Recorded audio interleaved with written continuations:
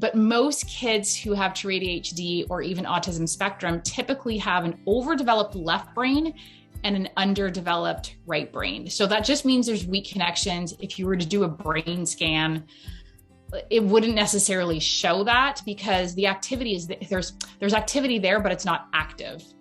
And so there's ways that we have of determining if it's under or which side is under or overdeveloped, or if there's any imbalance at all. And the way that I like to explain it is that the left brain is the gas and the right brain is the brakes. Welcome to the Soaring Child Podcast, where parents of children with ADHD learn tips and tricks to help their child soar at home, at school, and in life. We feature interviews with experts, medical professionals, and parents just like you who are learning how to reduce ADHD symptoms using food and other natural strategies. Because children with ADHD deserve to soar just like every other child. I'm your host, Dana Kay. Hello, parents. This is Dana Kay here with another edition of the Soaring Child Podcast. Now, think back to when your little one was an infant. Do you remember when he or she first wrapped their little hand around your finger, or when that startle reflex was so strong that they would even wake themselves up if they weren't wrapped tight? Or when you stroke your baby's cheek and they would turn their head immediately, opening their mouth with their tongue out, looking for their next drink. Now, did you ever wonder if these things had anything to do with ADHD? I know before this episode I didn't, but if you are now wondering, then you definitely want to stay tuned.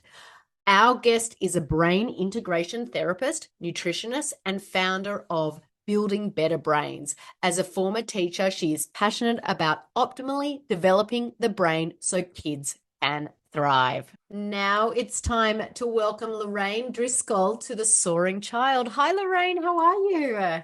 Hi, Dana. Great. Thanks for having me. I am super excited for you to be here and dive into this super important topic, and one that we actually haven't talked about yet on the podcast. You know, it gets asked a lot in my community for sure, in looking at, what's going on inside the brain and how does that brain, those connections and everything, contribute to ADHD and all of those other similar diagnostics. So just, before we sort of dive into any questions, how did you get into this sort of field? Oh, such a great question. Okay, so my daughter had pandas from mold toxicity and issues of strep. And we were diving deep into nutrition and treating the gut, addressing gut health and all of that type of stuff that I know you do in your program. And we made amazing progress, but we were hitting a wall. And somebody said to me, why don't you look into functional neurology? And I was like, what's that? Isn't that just kind of what we're doing? And when I started diving into it and learning about weak connections in the brain and retained primitive reflexes, and that why these kids' brains can be different, how even things like inflammation can affect the connections and so forth, we ended up going to see someone at the time who was a functional neurologist, and I could not believe the results with the exercises and so forth in terms of kind of getting past that wall that we felt we were hitting. And at the time I was already running my own practice. And then I was a teacher 15 years like now, but haven't been in it for quite a few years. But I was blown away that as a teacher, I had not learned the stuff that to me should be something every single teacher on the planet should be learning, especially in the younger years. And that's definitely my next mission, to go into schools and train teachers.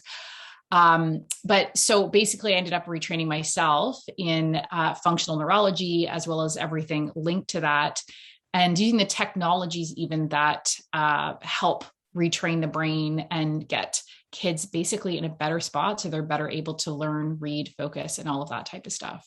Amazing. Yeah, it's so common that when a mom goes through something with their children, and also, dads as well, that they just develop this passion just to make, to help everyone else out there, because a lot of this stuff you don't get taught at when you go to the traditional doctor, or you don't know this stuff. It's not readily available. So, absolutely love what you're doing and how you got to where you are. So, when a child has a diagnosis of ADHD, what is going on in the brain in terms of weak connections? You mentioned that weak connections. What is that? Right. So basically, there's a few things going on. The first thing that I look at is retained primitive reflexes. So for anyone who's never heard of this, what it is basically when your child's an infant, they have these really natural reflexes that are basically automatic. They're part of instinct. No thought is required for these reflexes to happen. So one simple example that is often heart-melting for a lot of parents: your child's maybe 3 days old, you put your finger in the palm of their hand and they wrap their little fingers around your finger, and you think, oh my God, they love me already. They do and they don't. They totally do, but it's a reflex. It's called the palmar reflex. So for example, if that reflex is still present, it can affect speech, it can affect handwriting, but there's a ton of reflex that infants have, and their purpose is, number one, to keep them alive. So when we put a baby face down, for example, they automatically turn their head to one side, and that's so that they don't smother.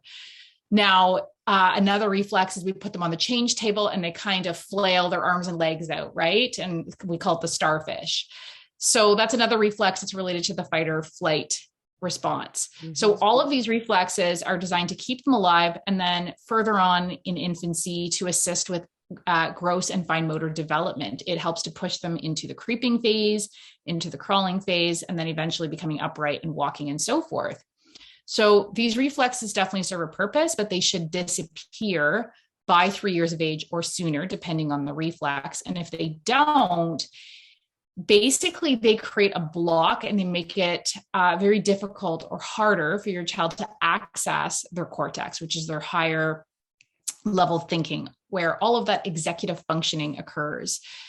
And so with primitive reflexes, they can either be mildly retained or severely retained. And generally, the more reflexes that are retained and the more reflexes that, the more severely retained, the more severe the condition.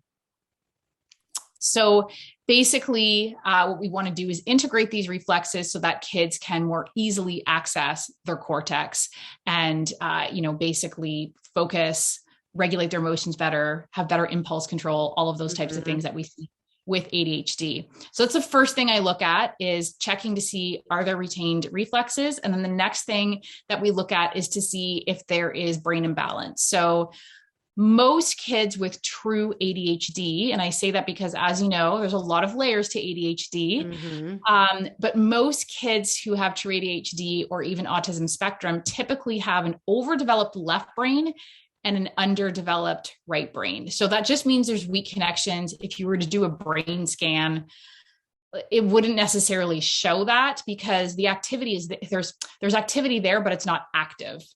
And so there's ways that we have of determining if it's under, or which side is under or overdeveloped, or if there's any imbalance at all. And the way that I like to explain it is that the left brain is the gas and the right brain is the brakes. And we all know kids with ADHD have way too much gas and not enough brakes. So that's where we get the impulsiveness, the OCDs related to too much gas, even tics, Tourette's, a lot of that anxiety that we see, or some of the behaviors we see with autism, are very much related to that left brain overdevelopment. Okay, fantastic. And it's so interesting, but what contributes to someone not being able to let go of their primitive reflexes, or what leads to these weak connections? Great question. So basically there's several factors, and I always like to preface this by saying no mom guilt allowed. But basically the one thing that really stands out that's happening in our culture is kids are just not getting enough tummy time, not getting enough sensory motor stimulation in their early years. Basically we have these baby carriers to start with. And I mean, I was quote unquote totally guilty of that whenever my daughter was a baby, because she was so fussy and I was holding her. I had her in a sling all the time, which I thought was amazing. And I still think it was, but I did not have her on the floor enough. So she didn't really creep. She eventually got into a crawl. She didn't crawl for very long. Then she walked and so forth. And so when we have these baby carriers, whether it's saucers or walkers or car seats or swings and so forth, they're not on the ground developing that sensory motor system, which is actually what helps to integrate these reflexes. So that's the biggest thing I tell parents when they have small children or infants is get your baby on the floor as much as possible. Even the American Society of Pediatrics is now recommending 3 hours of floor time a day, which to a lot of parents feels insane, right? Yeah. So I tell parents, don't put pressure on yourself to go for 3 hours, but try it. Just kind of, I would think, makes you more conscious of how important floor time is, and to try to get them on the floor as much as possible, while also maintaining your sanity, because I know that it keeps you busy for sure when they're on the floor.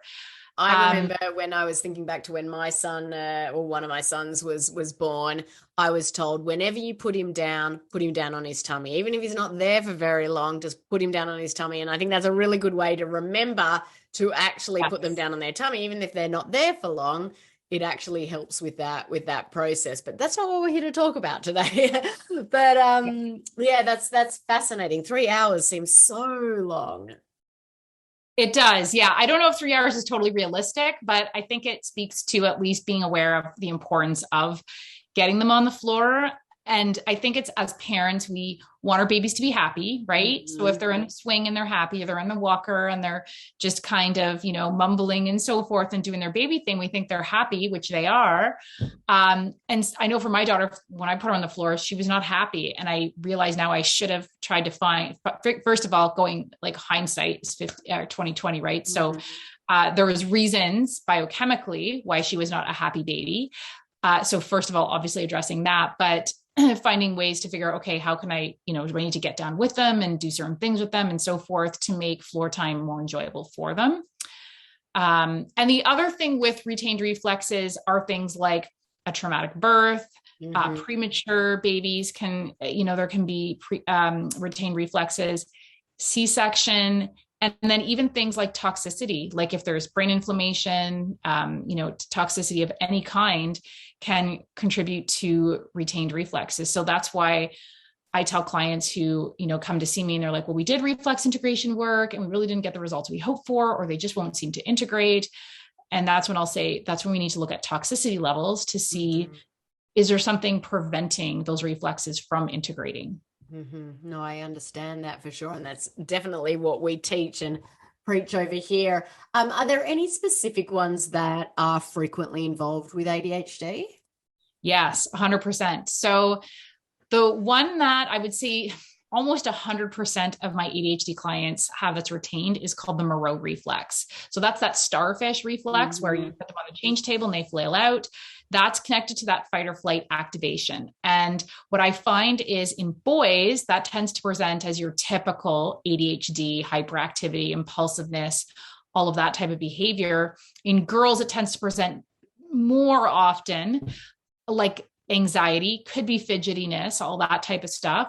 But just to have that awareness that with girls, I find it presents more as like with my daughter, as sensory processing issues, anxiety, all of that type of stuff.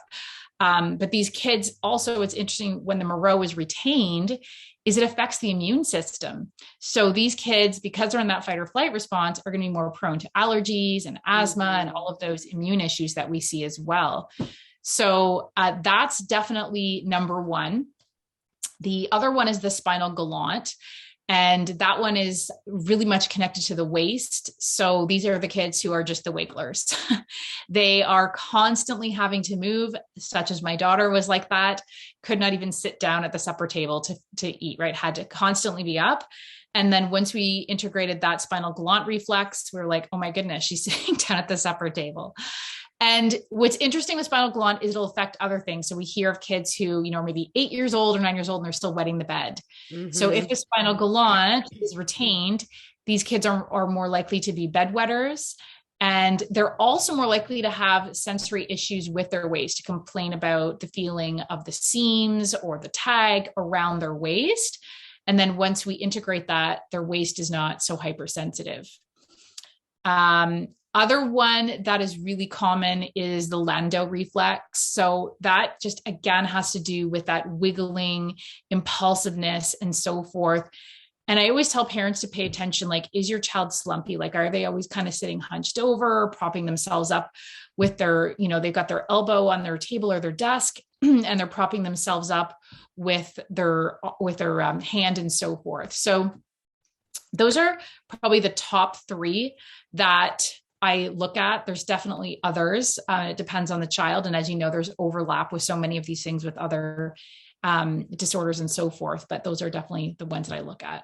Wow. It's fascinating. And it's like this can of worms that, once you've got a kid that's got these challenges, it's, as you keep peeling away the layers, it's like, oh, well, what about this? What about this? And I always look at children with these challenges. It's kind of like, and I think I've used this analogy on the podcast before. It's like you're trying to bake a pie and, your kid's the pie and you want to bake the best possible pie as possible. Yep. And it might not necessarily be like the most amazing pie, but it's going to be the best pie possible. And it's got all of these little ingredients. And, I always say that diet's kind of like the pie crust. And then, underlying hidden stresses is like the filling. And then, you've got this primitive reflexes that's like probably, like the clove that you put in the pie and things like that. It is fascinating. There are so many things that we need to look at and really bring together to bake that best pie possible. You were talking a little bit about the different hemispheres. You've got the overactive hemisphere and the underactive. Can you talk us a little bit more through that and the imbalance and what role does it play in ADHD? Yeah, 100%, because it's definitely huge. So basically what happens is that, just so parents can understand, first of all, what can contribute to this. So what is supposed to happen is that in the first 3 years of life, the right brain is really the side of the brain that's developing the most. And then around 2.5, which is around, we consider the terrible twos, it's when the left side of the brain develops. So this is where kids start to develop logic and their little personality. And that's where we're like, oh my goodness, they're driving me nuts. So what can happen though, is for various reasons, that right side of the brain might not develop the way it's supposed to, and the left brain develops sooner and takes over. And so this is where we see this left brain overdevelopment and right brain weakness or right brain delay. And so what happens is these kids, first of all, I find it really fascinating because this was totally my older brother as a kid had hyperlexia. So he was reading at like 3 years old. Wow. But he was like, an absolute nightmare in the classroom in terms of just impulsive, tearing the class apart, all that typical type of stuff that we see with, ADHD and ODD and so forth. And so what the left brain is all about is it's very logical, but it's also very impulsive. It's it's not the part of the brain that's related to emotional intelligence, right? It's IQ versus EQ. Mm-hmm. So the right side of the brain is the brakes, and it's also that piece that's emotionally intelligent, socially intelligent, and so forth. So a lot of parents will say to me who have kids with ADHD or ODD, they'll say, it's like, I just have concerns because he can be such a bully, or he doesn't seem to connect very well with other kids or understand, what he did, how he hurt another child and so forth. And that's classic left brain overdevelopment and right brain delay. So I often kind of ask parents when I first start talking to them, okay, what does your child really love to do? Or what are they really good at? And typically the parents of ADHD kids will say, without me even prompting them, will say, well, he's really logical, or he's a really linear thinker, or very black and white. And then a lot of them will say, he's really smart. And that's a huge marker of ADHD kids, and even kids on the spectrum. They tend to have a very incredible IQ. Often they have an above average intelligence, but then they lack in that social intelligence, that emotional intelligence, kind of boundaries, all of that. Even reading nonverbal cues is very much a right brain activity, right? So all of that type of stuff that allows us to be able to function and be kind of grounded and so forth as we go about our daily life.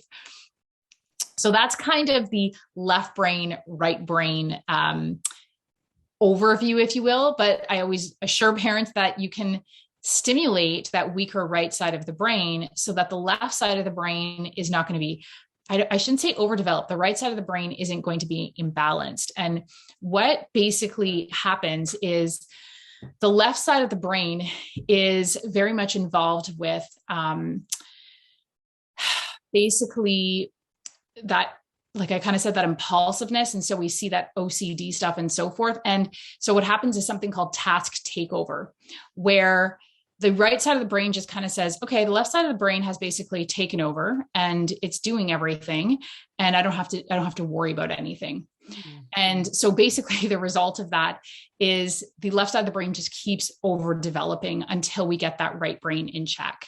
So it's totally possible to do. It's just stimulations that are often very passive. We do it with the primitive reflex integration, and parents are often really blown away that, you can see those results within a matter of, I would say, 3 to 6 months. So, we've probably got a lot of listeners out there thinking to themselves, like, this could totally relate to my child. What am I going to do about it? Where do they start? So, if parents out there are thinking, my child has these retained primitive reflexes, or they've got these weak connections in their brain, where do they start? Right. 100%. When I first started learning about this, I was in the same boat. So the first thing I'm sharing with parents, for anyone who's listening, is a free guide, basically, or screening that will walk you through how to determine if your child does have retained primitive reflexes, how to test, and so forth. You can totally just go on Google and check online. You will be probably pleasantly surprised about how much good information there is on there with retained primitive reflexes and identifying them and so forth.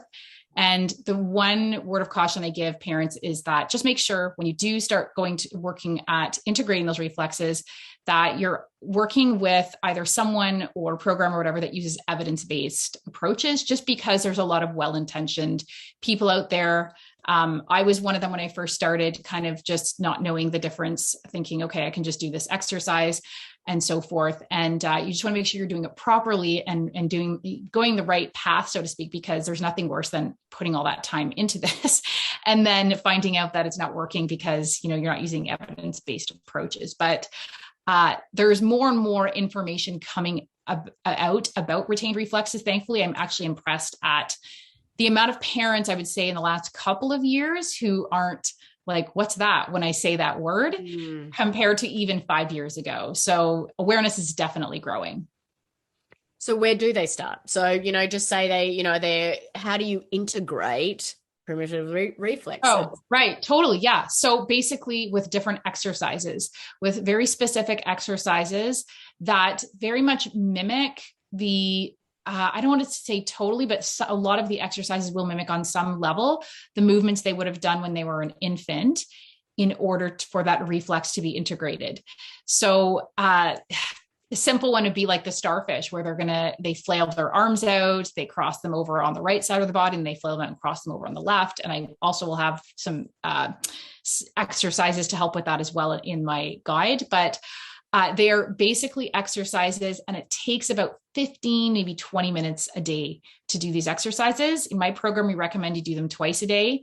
The research shows it's best when it's done morning and afternoon or evening, but basically exercises. So a lot of parents find this a breath of fresh air if they do have a child who has ADHD and a learning difficulty, and they're trying to soldier it out at the table with homework, and they're trying all these other things. And they're like, okay, they can do something where they get to move, right? And the kids as well feel like they can see that improvement with a challenge that's very physical.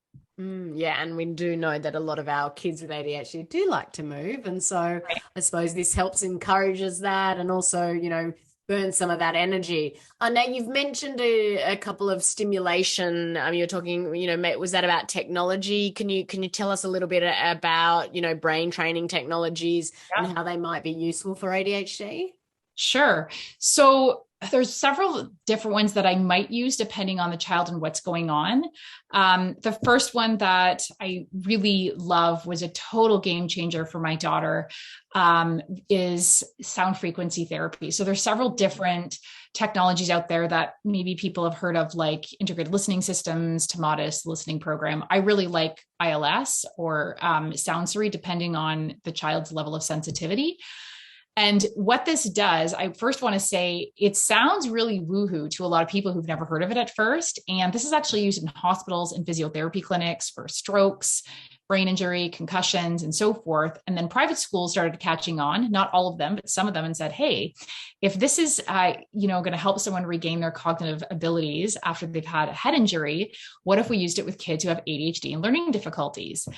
So the science behind it is very straightforward. It's that different sound frequencies target different areas of the brain, and the result is different brain waves and so forth that, basically are stimulated to occur on a more continuous or frequent basis, depending on the child. And then also these frequencies will stimulate the growth of new neurons and new connections. So really, really incredible results. Best story I've ever, or experience I've ever had with a client. I was kind of skeptical of it myself at first. You read about these studies, you hear it's really great. So you try it, you do the training.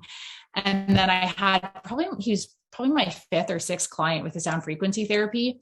He was a child who was nonverbal, not making eye contact. And within 4 months, he was 14 years old, by the way, within 4 months, he was speaking and making eye contact and speaking in non-scripted sentences. So it's just an overall excellent technology to improve overall global development. And it really helps to take kids out of the fight or flight mechanism, because it also stimulates the vagus nerve. So that's one of the technologies that I use. The other one that it's really great for ADHD, autism, even learning difficulties, is interactive metronome. So that one has over 100 peer-reviewed studies to support its efficacy, and it's used with everything from ADHD to even Parkinson's and coordination issues and so forth.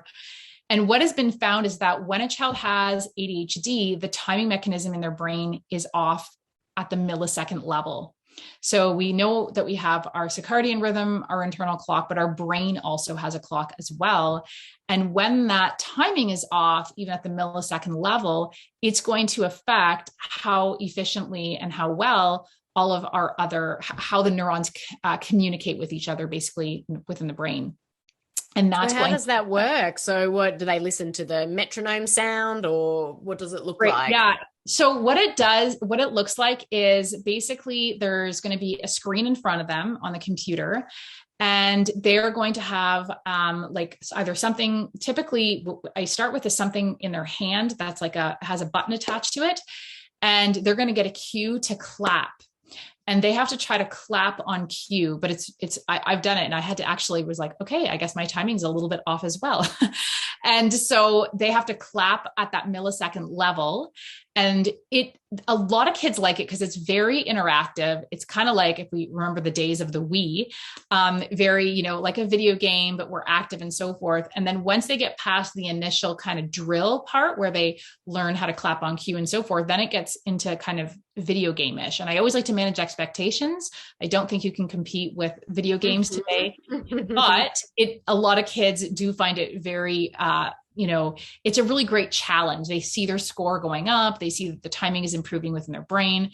I don't get too many parents complaining and saying, oh, they really don't want to do this, they're bored and all of that type of stuff. So, and what's great is you can adjust the settings. So if you have a child who gets easily discouraged, you can adjust the settings so that the timing is going to be a little more forgiving at first to kind of build up their confidence and so forth as they get better at it.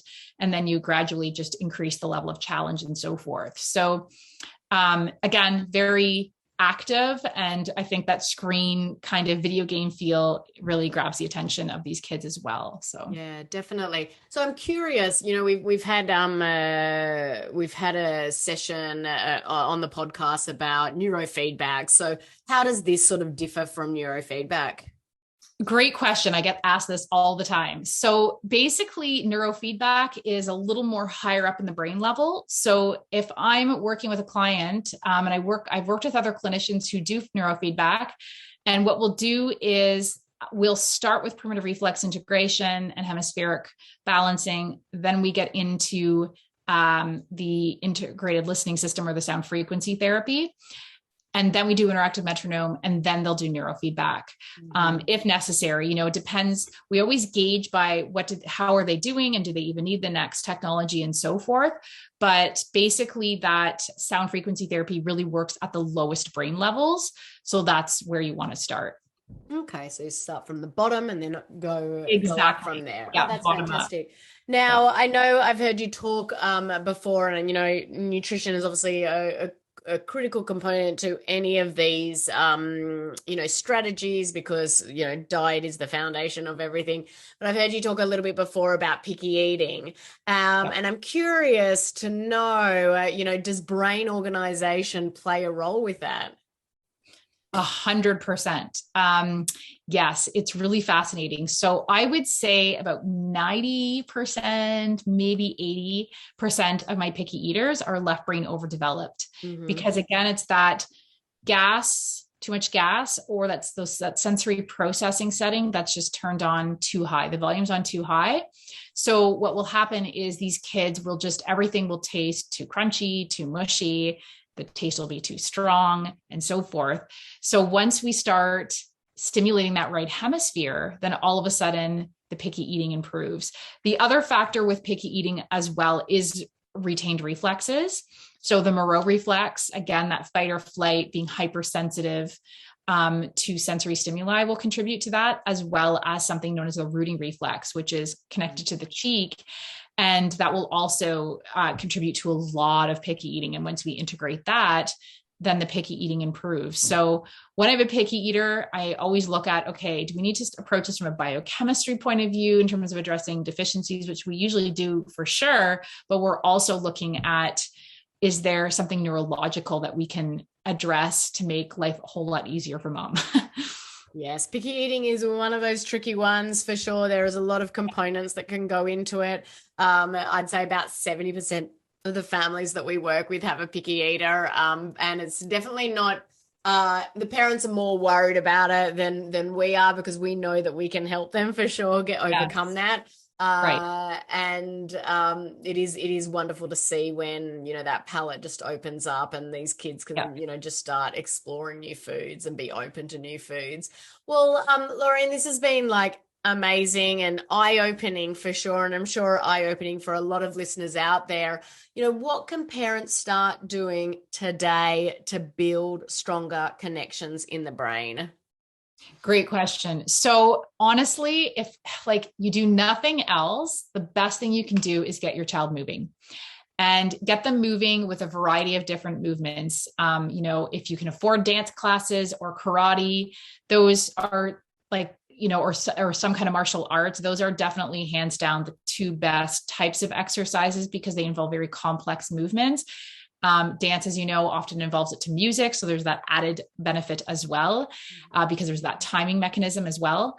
But even if you have little guys, like say someone that's 3 years old or 4 years old or older, if you can get them to do that, getting them playing in the mud, getting them, walking in the forest on logs, the more sensory stimulation and motor stimulation that they get, the better off that their brains are going to be. So that's hands down the first place that I tell parents to start. And I think that's a wonderful place for them to start. And, I'm always talking about how schools, should not be having their kids sit at the table all day long. Like, they should be out there doing all of this. And, I remember back in the day when I was in younger years at school, and we did do all of that stuff. I remember walking on the balance beams and doing all of that. And I just don't think they do it these days. Yes, that's such a good point. Just to add to what we were talking about in terms of reflexes, the other thing that can make kids have poor focus and have a hard time sitting still is when their vestibular system is off. Mm-hmm. So when they have the classic thing, and I admit I was guilty of saying this as a teacher when I didn't know better, and I would say, sit still and pay attention. Mm-hmm. And I've since learned that kids who have ADHD where they have poor vestibular function can either sit still or they can pay attention. Because when they have poor vestibular function, sitting still actually requires them to pay attention, to think about sitting still. And so they either can sit still, but they're not really going to take in much information while they're doing that, or they can kind of move a little bit and also pay attention. And so when I started learning this as a teacher, I was like, okay, so I would put ironing boards at the back of the class that they could stand up at. I would tell them they can fidget. We had the wobble seats and stuff like that. And these kids were so much better able to focus, as we know. So my thing is, I try to remove crutches as much as possible, but I always tell parents, use the crutch until we get to where we want to be. Yes. So totally use that wobble chair, make those accommodations until we integrate those reflexes, get their vestibular system in a better place, their brain hemispheres balanced, and then hopefully they won't even need those things. Yes, that is the end goal, isn't it? Well, yeah. Lorraine, this has been amazing. I want to thank you for joining me today and sharing your knowledge and your experience with all of our listeners. Please tell listeners where they can find and follow you online. LorraineDriscoll.com, as well as Instagram and Facebook. Fantastic. Thank you so much once again, Lorraine, for joining me today. Listeners, thank you for tuning into this week's episode of The Soaring Child. I'm Dana Kay, your ADHD health practitioner. Keep on thriving. Thank you for listening to the Soaring Child podcast today. To learn more about how to help your child with ADHD soar using natural strategies, visit our website at ADHDthriveinstitute.com and follow us on social media at ADHD Thrive Institute.